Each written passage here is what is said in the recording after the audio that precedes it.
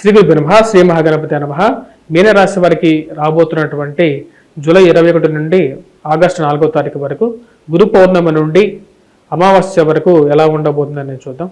మీనరాశి వారికి ముఖ్యంగా వచ్చినప్పటికీ గురుగ్రహ బలం అనేది చాలా తక్కువగా ఉంది కాబట్టి ఈ యొక్క గురు పౌర్ణమిని విశిష్టంగా జరుపుకున్నట్లయితే వీరికి అనుకూలమైనటువంటి ఫలితాలు ఎక్కువగా వస్తాయి. అవి ఎలా జరుపుకోవాలి, దాని యొక్క ప్రాముఖ్యత అనేది ఏంటి కూడా నేను చేశాను ఒక వీడియో, దాన్ని చూడొచ్చు మీరు.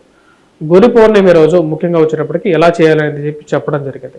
ఇప్పుడు ఉన్నటువంటి గ్రహస్థితి చూసినట్లయితే మీనరాశి వారికి వచ్చేటప్పటికి ముఖ్యంగా రవి యొక్క సంచారం జరుగుతుంది. రవి ఈ రాశి వారికి వచ్చేటప్పటికి పంచమంలో సంచారం చేస్తున్నాడు, కర్కాటకంలో. శుక్రుడు కూడా పంచమంలో ఉన్నాడు. 31వ తారీఖున స్థానచలనం అనేది జరిగింది. ఈ రాశి వారికి వచ్చేటప్పటికి మిగతా రాహు వచ్చేటప్పటికి జన్మరాశిలో, కేతువు ఈ రాశి వారికి సప్తమంలో సంచారం చేస్తున్నాడు.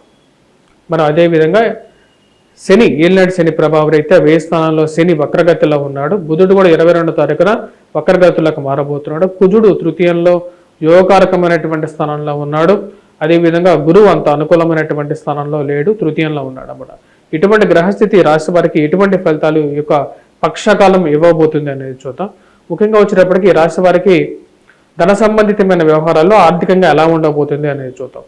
ఈ రాశి వారికి వచ్చేటప్పటికి ఈ యొక్క 15 రోజుల కాలంలో ఆర్థిక పరిస్థితి అనేది మెరుగవుతుంది కంపేర్ టు అంతకు ముందు ఉన్నటువంటి గ్రహస్థితి రీత్యా. ఈ రాశి వారికి వచ్చేటప్పటికి కుజుడు అనుకూలమైనటువంటి స్థితిలో ఉన్నప్పుడు ఉద్యోగ ప్రయత్న సంబంధితమైన విషయాల్లో కొంచెం అనుకూలత అనేది మూమెంట్ అనేది ఉంటూ ఉంటుంది. అదేవిధంగా కోర్టు సంబంధితమైన లావాదేవీల్లో అనుకూలత, ఉద్యోగపరంగా నూతనమైనటువంటి ఉద్యోగాల్లో అవకాశాలు పొందడం అనేది జరుగుతుంది. మానసికమైనటువంటి స్థిరత్వం అనేది పొందగలుగుతారు. కాకపోతే రాశి వారికి జన్మరాశిలో ఉన్నటువంటి రాహువు కొన్ని కష్టాలు కూడా కలిగిస్తూ ఉంటాడు. నిర్ణయం తీసుకోలేనటువంటి స్థితిలోకి తీసుకెళ్తూ ఉంటాడు. ఏదైనా ఒక విషయంలో వచ్చేటప్పటికీ ఆ నిర్ణయం ముందుగా వెనక్క అనేది నిర్ణయం అనేది తీసుకోవాలి, కానీ ఎక్కువగా ఆలోచన అనేది కొంచెం ప్రతిబంధకంగా కలిగించే విధంగా ఉంటాడు. వైవాహిక జీవితంలో కొన్ని జాగ్రత్తలు తీసుకొని ముందుకు వెళ్తూ ఉండాలి. ఈ రాశి వారికి వచ్చేటప్పటికి కుటుంబ పరంగా ఎలా ఉంటుంది అనేది చూద్దాం. కుటుంబ పరంగా ఈ రాశి వారికి వచ్చేటప్పటికి ముఖ్యంగా రాశి వారికి కుజుడు అనుకూలత అనేది బాగా కలిసి వస్తుంది. మరి అదేవిధంగా రాశి వారికి వచ్చేటప్పటికి షష్టమంలో బుధగ్రహ సంచారం 22వ తారీఖు వక్రత్వంలోకి మారినప్పుడు ధన సంబంధితమైన విషయాల్లో ఈ రాశి వారికి ఉద్యోగ పరంగా మరియు అదేవిధంగా వ్యాపార పరంగా వచ్చేటప్పటికి ఫైనాన్షియల్ గెయిన్ అనేది బాగుంటుంది అన్నమాట. అంటే ఆర్థిక పరంగా స్థిరత్వాన్ని పెంపొందించుకోగలిగినటువంటి స్థాయిలోకి రాగలుగుతారు.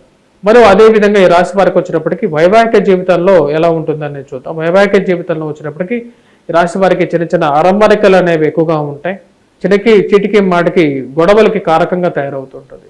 జన్మరాశిలో ఉన్నటువంటి రాహువు, అదేవిధంగా ఈ రాశి వారికి వచ్చినప్పటికీ సప్తమంలో ఉన్నటువంటి కేతువు, ఏలినాటి శని ప్రభావం ఈ యొక్క పార్ట్నర్షిప్ బిజినెస్లో కూడా వచ్చినప్పటికీ అంత కంఫర్ట్ ఇవ్వదు అన్నమాట. అంటే బిజినెస్ అనేది స్టార్ట్ అవుతుంది కానీ బిజినెస్లో పార్ట్నర్షిప్లో అంత అనుకూలమైనటువంటి ఫలితాలు ఇవ్వదు. కాబట్టి కొన్ని జాగ్రత్తలు తీసుకోవాల్సినటువంటి ముఖ్యమైనటువంటి సూచన.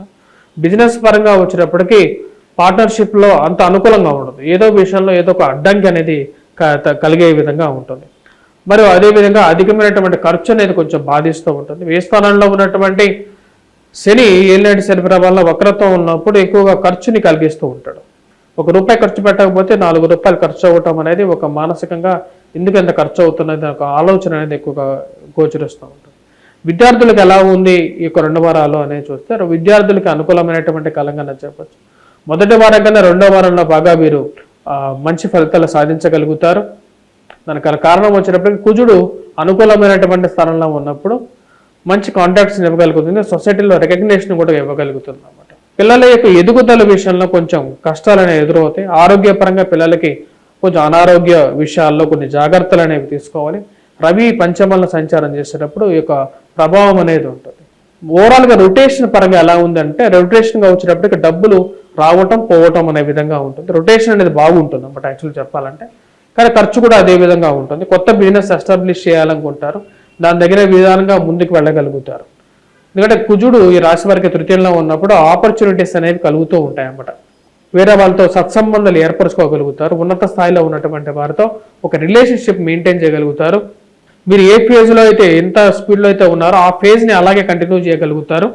దాని తగినట్టుగానే మీకు కొత్త కాంటాక్ట్స్ అనేది ఏర్పరచుకోగలుగుతారు. ఈ కాంటాక్ట్స్ మిమ్మల్ని ముందుకు తీసుకెళ్ళగలుగుతాయి అని చెప్పి ఒక నమ్మకంతో ముందుకు మీరు వెళ్తూ ఉంటారు. వాటిలో విజయాన్ని కూడా సాధించగలుగుతారు. ఈ రాశిలో ఉన్నటువంటి వారికి వివాహ ప్రయత్న సంబంధితమైన విషయాల్లో ఎక్కువ టైం పట్టే విధంగా ఉంటుంది. సంబంధం దొరికినట్టే దొరుకుతూ ఉంటుంది, మళ్ళీ అవి సంబంధాలు ముందుకు జరుగుతూ ఉంటాయి అన్నమాట. ఆ సంబంధం అసలు ఎప్పుడు వీడికి ఇంట్లో ఉన్న వారికి వివాహం అవుతుంది అనే ఆలోచన అనేది ఎక్కువగా జరుగుతూ ఉంటుంది. ఈ రాశి వారికి ఉన్నటువంటి వారికి స్త్రీ పురుషులకి వచ్చినప్పటికీ వివాహ ప్రయత్నాల్లో ఎక్కువ టైం పట్టే విధంగా ఉంటుంది. మరి అదేవిధంగా ఉద్యోగ ప్రయత్న సంబంధితమైన విషయాల్లో ఈ రాశి వారికి వచ్చినప్పటికీ సానుకూలమైనటువంటి ఫలితాలు పొందగలుగుతారు. తృతీయంలో ఉన్నటువంటి కుజుడు యోగ్యకారకమైనటువంటి స్థానంలో ఉన్నాడు. ఉద్యోగ ప్రయత్న సంబంధితమైన విషయాల్లో సానుకూలమైనటువంటి ఫలితాలు ఈ రాశి వారికి మొదటి వారం కన్నా రెండవ వారాల్లో ఎక్కువగా రాగలుగుతాయి. అది కూడా 22వ తారీఖు తర్వాత వీరికి ఎక్కువగా అనుకూలమైనటువంటి ఫలితాలుగా చెప్పొచ్చు. గురు పౌర్ణమి రోజు ముఖ్యంగా ఈ రాశి వారు ఎక్కువగా గురువుని ఎక్కువగా పూజించాలి. ఇంట్లో ఉన్నటువంటి పెద్దలు కానీ లేకుండా ఉంటే ఎవరైతే ఇష్టమైనటువంటి గురువు ఎవరైతే ఉన్నారో వారికి పాదాభివందనం చేయడంలో తప్పు లేదు.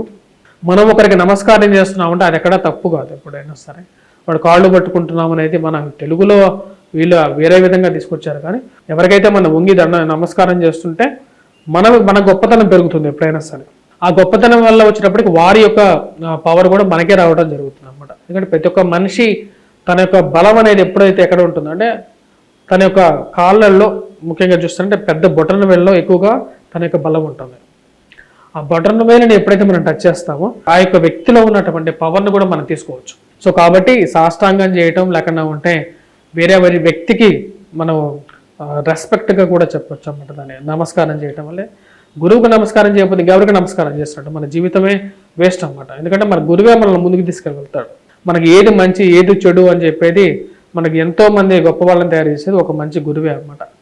మీరు ఇప్పటికీ వచ్చినప్పటికీ కొంతమంది గురువులు మీ మీద ఎక్కువగా ఇంపాక్ట్ చూపిస్తూ ఉంటారు అన్నమాట. అది మీరు ఇప్పటికీ గురువులా గుర్తు చేసుకుంటూ ఉంటారు. అలాంటి పరిహారంలో వచ్చినప్పటికీ మనం ఇంటి పరంగా చెప్పాలంటే గురువు సరైనటువంటి స్థితిగతిలో ఉన్నప్పుడు ఎంతోమంది సుఖ సంతోషాలతో కూడా వాళ్ళు జీవిస్తూ ఉంటారు. మీనరాశి వారికి గురువు అంత స్థానంలో సరైనటువంటి స్థానంలో లేడు, అంత యోగ్యకారకమైనటువంటి స్థితిలో కూడా లేడు. కాబట్టి ఈ రాశి వారు ముఖ్యంగా గురువుకి అనుకూలత కోసం, గురువు గ్రహ అనుకూలత కోసం పరిహారాలు చేయండి. ముఖ్యంగా నార్త్ ఈస్ట్ ఫేసింగ్ హౌస్లో ఉండటం, ప్రతి నిత్యం ఇంట్లో దీపారాధన చేయటం, గురు పూజ చేసుకోవటం, గురుగ్రహ జపాన్ని చేసుకోవటం, ఎల్లో సాఫైర్ని ధరించటం, మరి అదేవిధంగా లైట్ ఎల్లో కలర్ డ్రెస్ ధరించటం, ఇవన్నీ వచ్చేటప్పటికి గురుగ్రహ అనుకూలతని ఇచ్చేటువంటి స్థితి అన్నమాట. ఇవన్నీ ఈ పరిహారాలు చేసుకోండి, సుఖ సంతోషాలతో వర్ధిల్లండి. స్వస్తి.